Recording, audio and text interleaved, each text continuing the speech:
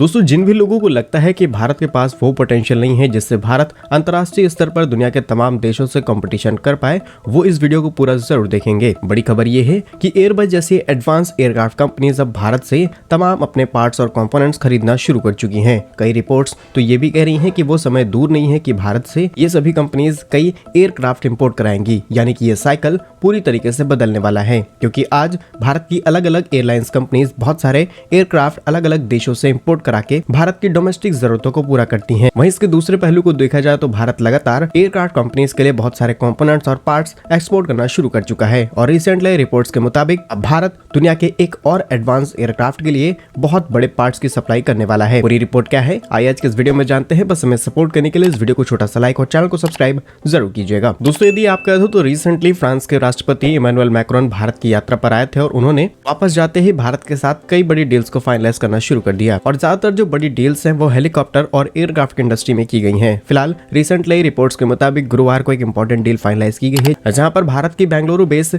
डायनामेटिक technologies Airbus के A220 विमान के दरवाजे यानी डोर्स को मैन्युफैक्चर करने का कॉन्ट्रैक्ट जीत चुकी है और अब भारत से ही एयरबस A220 एयरक्राफ्ट के लिए डोर्स की सप्लाई की जाएगी, यानी कि सीधे तौर पर हम चीजों की मैन्युफैक्चरिंग करके इन एयरक्राफ्ट के लिए सप्लाई करने वाले हैं। ये भारत की मेक इन इंडिया मिशन पहल के तहत एक बड़ी शुरुआत है और सिर्फ इतना ही नहीं बल्कि रिपोर्ट्स में बताया गया है कि भारत की डायनामेटिक टेक्नोलॉजीज ऑलरेडी एयरबस के E320 और A330 फैमिलीज के बहुत सारे कंपोनेंट्स और फ्लैप ट्रैक बीम बनाने का काम करती आ रही है। जहां इस खबर के सामने आते ही डायनामेटिक टेक्नोलॉजीज के शेयर्स बहुत तेजी से भागने लगे और उनका प्राइस करीब 7,780 रुपीज पहुंच गया। उन्होंने कहा कि इस समय भारत के साथ ये डील करीब 750 मिलियन US की है, लेकिन इससे बढ़ाकर के वो भारत के साथ करीब 150 बिलियन US के इसी तरीके के पार्ट्स और कंपोनेंट्स इंपोर्ट कराने वाले हैं। लेकिन ये लिस्ट यहीं खत्म नहीं होती है। साल 2023 में टाटा एडवांस लिमिटेड के साथ में एयरबस एक डील साइन करता है जिसमें वो अपने 320 फैमिली विमानों के लिए बल्क और कार्गो डोर्स की मैन्युफैक्चर करने का कॉन्ट्रैक्ट सौंपते हैं। रिसेंटली हुई बड़ी डील्स की बात की जाए तो टाटा और एयरबस ने एक बड़े ज्वाइंट वेंचर को फाइनलाइज किया है, जिसमें टाटा एडवांस सिस्टम लिमिटेड